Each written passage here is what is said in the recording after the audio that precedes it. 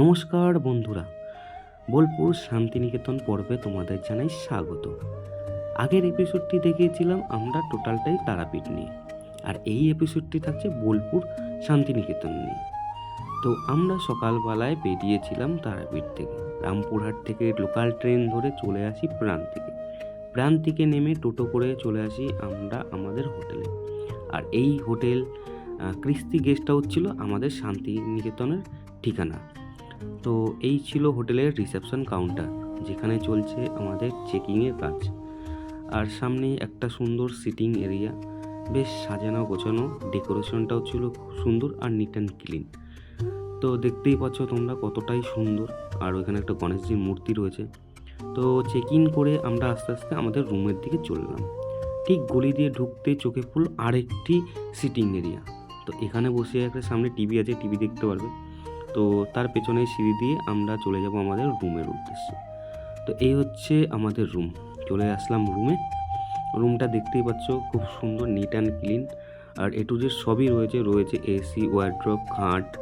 আর এই সাইডে রয়েছে টিভি, রিসেপশনে ফোন করার জন্য একটা ফোন, তো দুটো গ্লাসও দিয়েছে, বসার জন্য একটা টুলও আছে। আর সাথে ছিল একটা অ্যাটাচ বাথরুমটাও ছিল নিট অ্যান্ড ক্লিন। তো বেশ ভালো, এ টু জেড সবই রাখা ছিল। আর কোথাও থাকতে গেলে মেন বাথরুমটা নিট অ্যান্ড ক্লিনই দরকার। তো চলো, অনেক কথা হলো, এখন ফ্রেশ হবো, ফ্রেশ হয়ে চলে যাব খেতে। খুব জোর খিদে পেয়েছে। তো ফাইনালি আমরা হোটেলে এসে ফ্রেশ হয়ে আমরা হোটেলেরই রেস্টুরেন্টে এসেছি খেতে, দুপুরে লাঞ্চ করবো এখানে। তো অ্যাম্বিয়েন্সটা মানে মারাত্মক, এত সুন্দর ডেকোরেশন রেস্টুরেন্টের মধ্যে, মানে আমাদের যে হোটেল আছে হোটেলের রেস্টুরেন্ট। তো রেস্টুরেন্টে এত সুন্দর সাজানো গোছানো। তো তোমরা দেখো, আছি আমরা সেই হোটেলেরই রেস্টুরেন্ট। তো দুপুরে লাঞ্চ করতে এসে যে ভাই আছে, অনেক সুন্দর সাজানো গোছানো, কত সুন্দর ওয়ালে দেখো ডিজাইন করা রয়েছে। এদিকে একটা ডিজাইন করা রয়েছে, ওখানে ডিজাইন করা রয়েছে।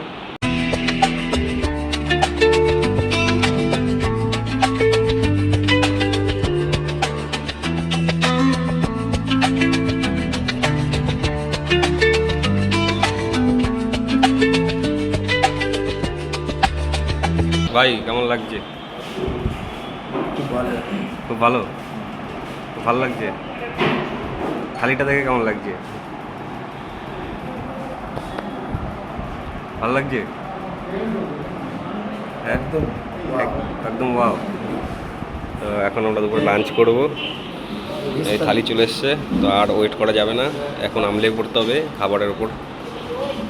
লাঞ্চ করে আমরা এখন এই যে কাকাকে টোটো রিজার্ভ করে আমরা এখন শান্তিনিকেতনের কিছুটা জায়গা একটু দর্শন করব, ঘুরবো, সাইট সিনের জন্য বেরিয়ে গেছি হোটেল থেকে লাঞ্চ করার পরে।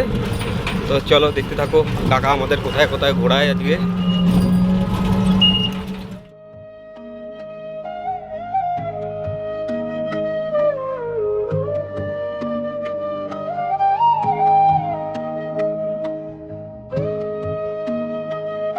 আমরা এখন আছি ডিয়ার পার্কের গেট। এখান থেকে আমরা এখন এন্ট্রি করব। ভাই এন্ট্রি করে গেছে। আমরা হরিণ দেখতে এসেছি ডিয়ার পার্কে।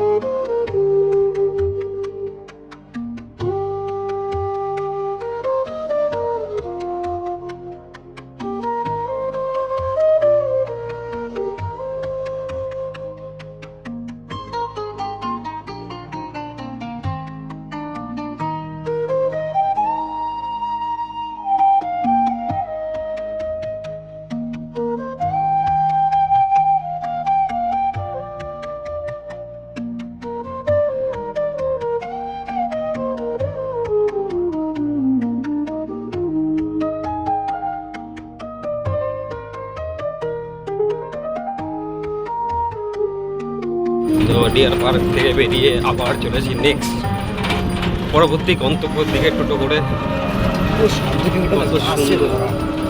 কত সুন্দর পুরো সবুজ আর সবুজ, চারিদিকে এত গাছ।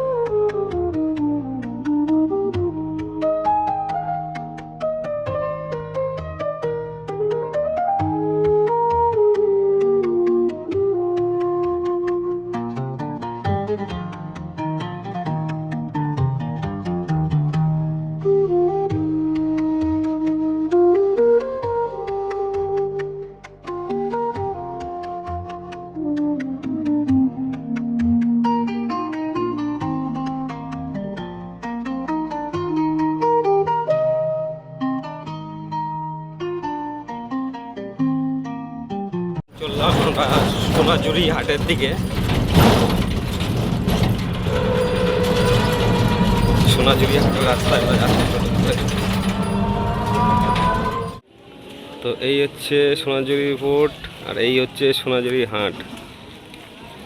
খুব ইচ্ছা ছিল যে এখানে আসবো, আমার খুব ইচ্ছা। এই হচ্ছে সোনাঝুরি হাট। ওটাই তো।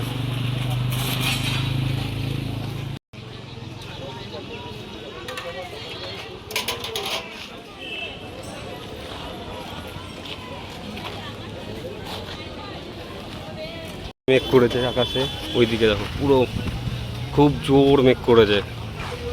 এখন হাটে সবাই তাড়াহুড়ো করে গোটাচ্ছে। মারাত্মক মেঘ করেছে, ভয়াবহ বৃষ্টি আসবে। আকাশে কি মেঘ করেছে, সোনাঝুরি হাট আকাশে মারাত্মক মেঘ। হাতে সব গোটানো চলছে।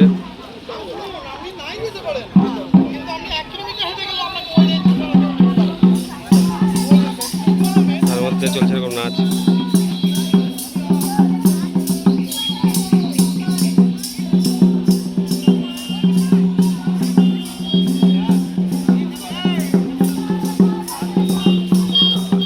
কঙ্কালীতলা মায়ের দর্শন করতে, মায়ের মন্দিরে প্রচণ্ড মেঘ করেছে, ঝড় বৃষ্টি কি আসবে বলতে পারছি না। তো চলো যাই দেখি, মায়ের দর্শন করে আছে। ওদিকে বিদ্যুৎ চমকাচ্ছে, মানে এতটা পরিমাণে মেঘ করেছে কি ও দেখো মেঘ। ঝড় উঠেছে, দেখো কি মেঘ করেছে, দেখো মেঘটা দেখো মারাত্মক মেঘ। ঝড় বৃষ্টি শুরু হয়ে গেছে, তার মধ্যে দিয়ে আমাদের পঙ্খিরাজ এগিয়ে চলছে মায়ের মন্দিরের উদ্দেশ্যে। কঙ্কালীতলায় এই ওয়েদারকে উপভোগ করে আমরা যাচ্ছি। দারুণ একটা ওয়েদার, সব ওয়েদার দরকার ঘুরতে এসে, তো সবই পেলাম। এরকম একটা সুন্দর ওয়েদার, এই ওয়েদারের মুহূর্তটা একটু অন্যরকম, সেটা বলে বোঝানো যাবে না। এরকম মেঘলা ওয়েদার, মেঘ, বাইরে ঝড়, হালকা বৃষ্টি, তো তার মধ্যে দিয়ে এরকম ছুটে চলেছি গিয়ে মায়ের দর্শন করবো। দেখো কি হাওয়া, আর এরকম মেঘ, অন্ধকার হয়ে গেছে পুরো, ঝড় উঠেছে দেখো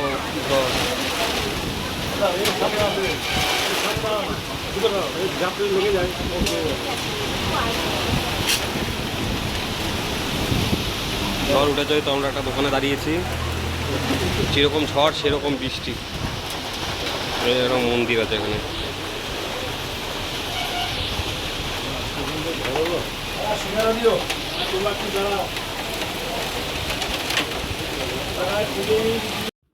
ঝড় বৃষ্টিকে পার করে অবশেষে আমরা কঙ্কালীতলার মায়ের মন্দিরের সামনে হাজির হলাম। আর ঢুকতেই এরকম একটি লেখা, আর ঠিক গেটের মুখ থেকে মানে দেখে সত্যি অবাক। এত সুন্দর চারিদিকে, পরিষ্কার পরিচ্ছন্ন, আর নানা রকম লাইট দিয়ে এত সুন্দরভাবে মন্দির চত্বরটি সাজানো দেখে মনটা আলাদাই একটা শান্তি পেল। আর বৃষ্টি হওয়ার ফলে চারিদিকে ছিল ভেজা, তো এই বৃষ্টির কারণে মন্দির চত্বরটি যেন আরও বেশি সুন্দর হয়ে গেছে। দিনের বেলায় জানি না কীরকম কী দেখতে, আমি কখনো যাইনি, এইবারই গেছিলাম ফার্স্ট টাইম, কিন্তু রাতের এই সৌন্দর্য একটা অন্যরকম। আর এই যে পাশে একটি গাছ, যেখানে সকলে ভার বেঁধে তাদের মানত করে যায়, তো অনেকেই মানত করে গেছে। আর ঠিক পাশে মন্দির, আর মন্দিরের পেছনে ছিল এরকম একটি স্থান, আর এই স্থানে প্রতিদিন হয় সন্ধ্যা আরতি।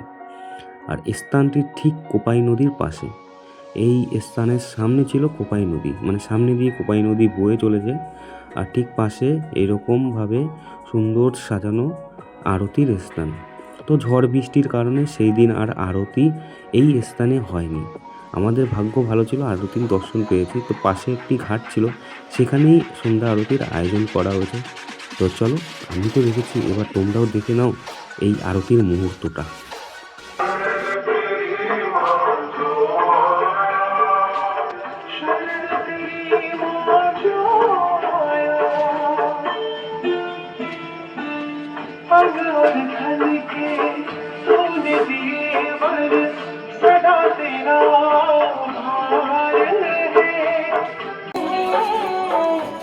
जीवन चेतना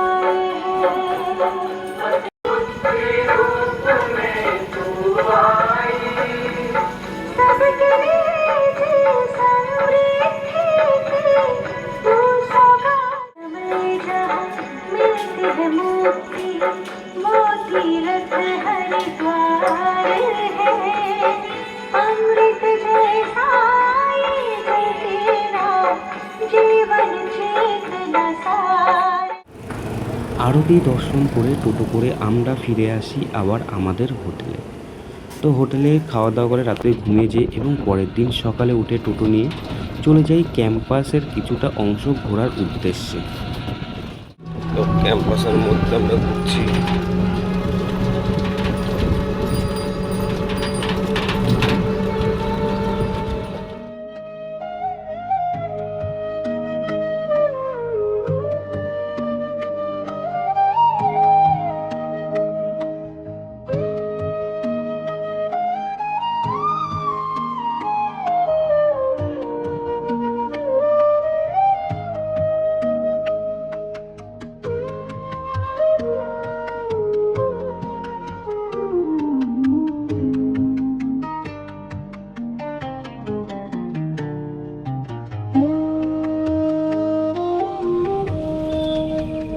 নদীতে বড় বড় মাছ আছে।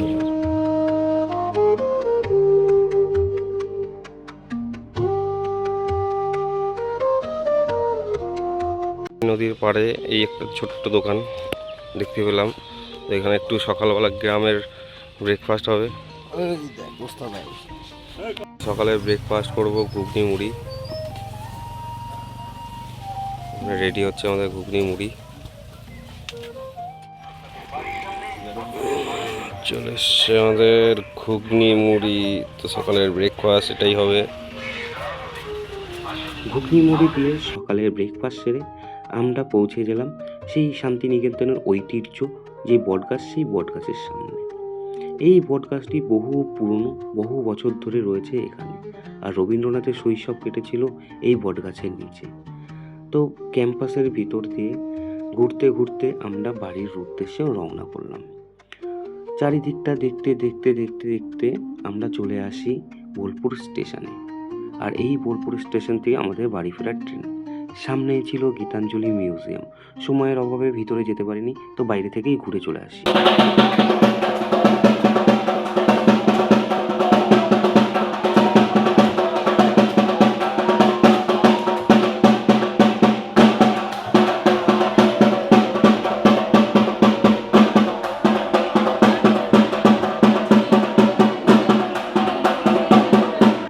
স্টেশনে বসে ট্রেনের অপেক্ষা করার সময় হুট করে চলে আসে একদল সন্ন্যাসী। বাড়ি আসার শেষ মুহূর্তে যে বাবার দর্শন পাবো, যে এইরকম সন্ন্যাসীদের সাথে একটি মুহূর্তের সাক্ষী থাকবো, সেটা ভাবতে পারিনি। তো এই এপিসোড ছিল এই পর্যন্ত। দেখা হচ্ছে অন্য কোনো ভিডিও নিয়ে। ততদিনের জন্য টাটা।